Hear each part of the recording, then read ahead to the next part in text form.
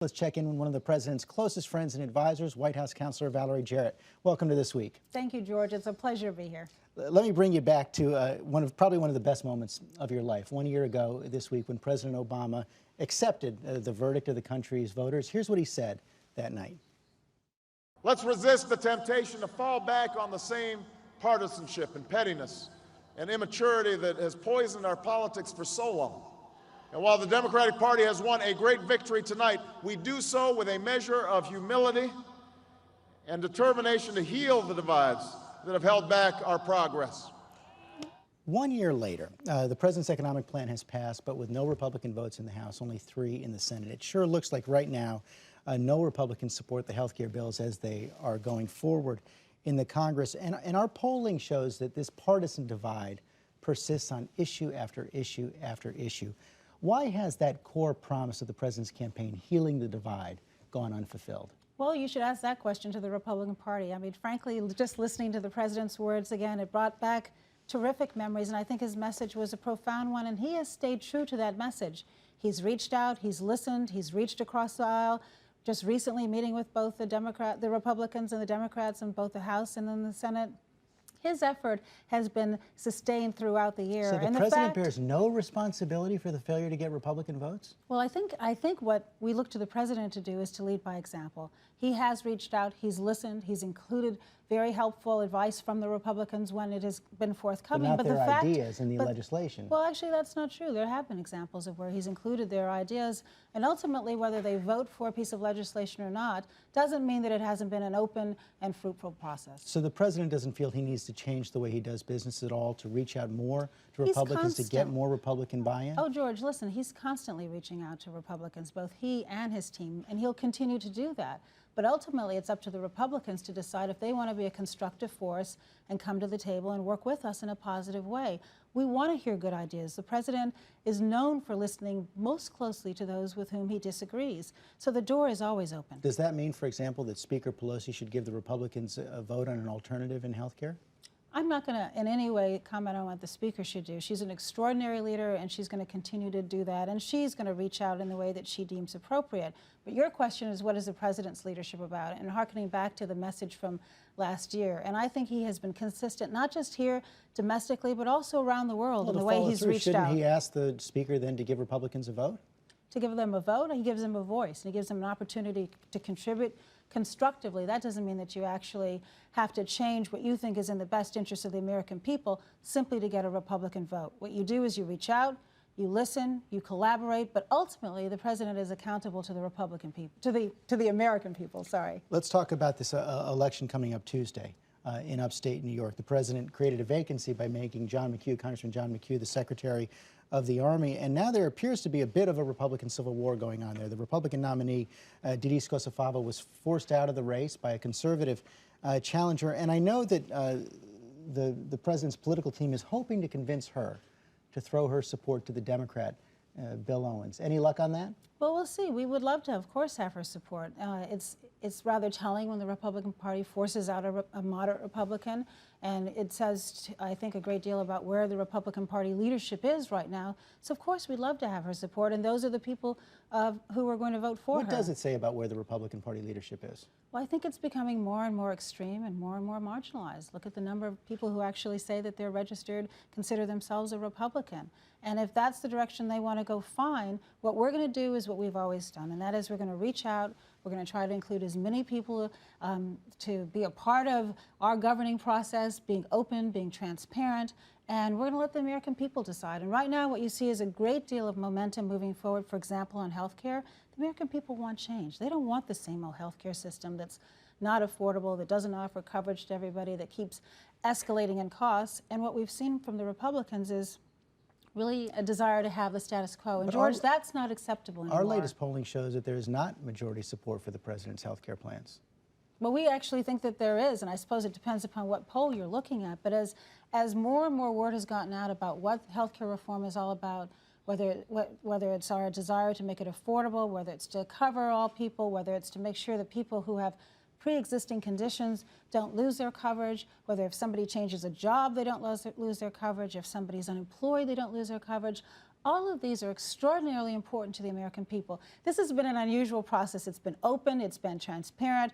Oftentimes the sausage making in Washington is a little bit off-putting, but look how far we've come. George, 5 different committees have approved health care. It's now being debated.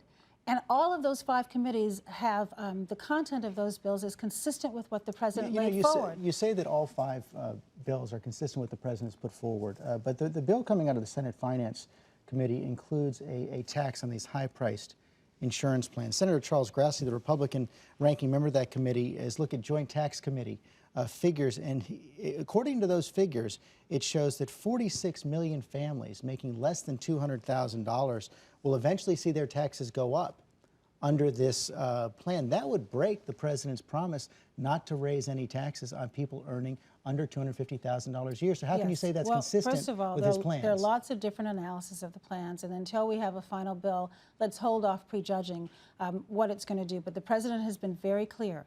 He does not want to impose a tax on the middle class. That's why immediately upon taking office, when the Recovery Act was passed, it provided a tax relief to the middle class, a very big point he made in the course of the campaign. Well, then let me press this point, because it's not just Republicans who say this. You've got union leaders like Jerry McAtee, and several others have said this is also a tax increase on the middle class. You've got 180 House Democrats who are saying the same thing, saying that that's why they're opposed to it. So are you saying that the president will not sign this proposal if it does indeed raise taxes on the middle class? What I'm saying to you, George, is let's let the process go forward. Let's not prejudge to the end. There have been so many constructive conversations going on as recently as Friday with the various leadership in both the House and the Senate.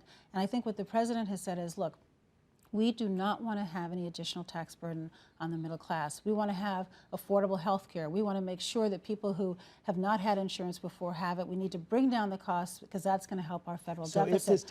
All those parameters. And no, what I'm saying is I'm not going to leap forward to the end. But don't you have to if that's a bottom line for the president? No, what you do and what he has done and what has brought us to the point where we are right now, where we have 5 bills for the first time in history after decades of effort, what he's doing is working, and what he's doing is talking constructively. His team is up on the Hill every single day, meeting with the leadership, meeting with all of the different members, and we're going to see where we go. And he's made it clear, as I said from the outset, what his parameters are. So and he will not, bottom line, he will not violate that commitment, is what you're saying. And what I'm saying is that he is confident that a bill that's going to be passed is going to be consistent with his parameters. Okay, yes. Let's talk about Afghanistan for a second.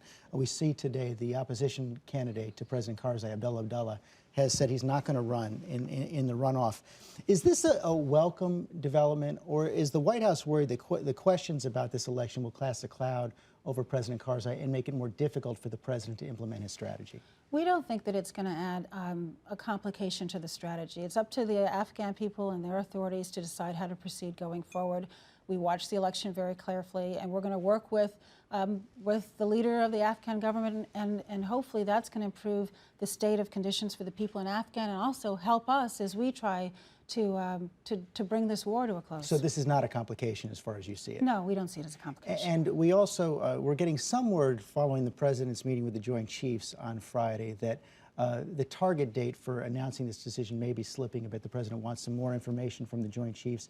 Is it now possible that it's going to come after the president returns from Asia, more like the end of November than the middle? What the president has said consistently is he is going through a very rigorous process. George, before he puts our men and women in harm's way, he wants to make absolutely sure that he has a strategy. This isn't just a matter of how many troops are sent over, although that is a very important component. We have to look at what's going on the ground. We have to look at what our allies are doing. We have to look at the state of the government in Afghanistan. And he's looking for a strategy that leads to keeping our nation safe. And so the timing for that is completely up to the president. He'll make the decision when he's confident that he has all the facts that he needs to make the right decision for our country. So it could be later in the month. Let me just also, this week the president went to Dover. And we want to show our audience some of the pictures from that. The president did seem quite moved, almost stricken at times during that visit. It had quite an impact on the president, didn't it? How could it not? I mean, my goodness, to meet the families of people who have given their life the maximum sacrifice to our country. Of course, he was deeply moved by the experience. Anyone who was there would have to be. Did you have the chance to talk to him about it, and how do you think it will affect his decision-making? I think that he's going to make the decision that he thinks is right for the American people. It certainly is a reminder of what's at stake. And you talk about 40,000 troops. Behind every troop is a family. And it's a huge sacrifice that we're asking our men and women to make. And I think going to Dover and showing respect on behalf of our country for that sacrifice was something that was very important to the president. But ultimately, he is going to make the decision that he thinks is going to keep our country safe. One final question. The president received both praise and criticism for doing that visit with television cameras there. Why was it important for the president to do that somewhat in public?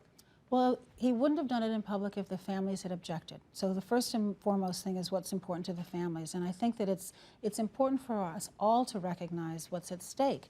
And so when you talk about numbers like 40,000 troops, as I said a minute ago, I think it's a reminder about how deep the sacrifice is. And it's something that's open and transparent. And it was a way for him as the president to convey to those families on behalf of the American people how much we appreciate that enormous sacrifice they've made. Valerie Jarrett, thanks very much. You're welcome.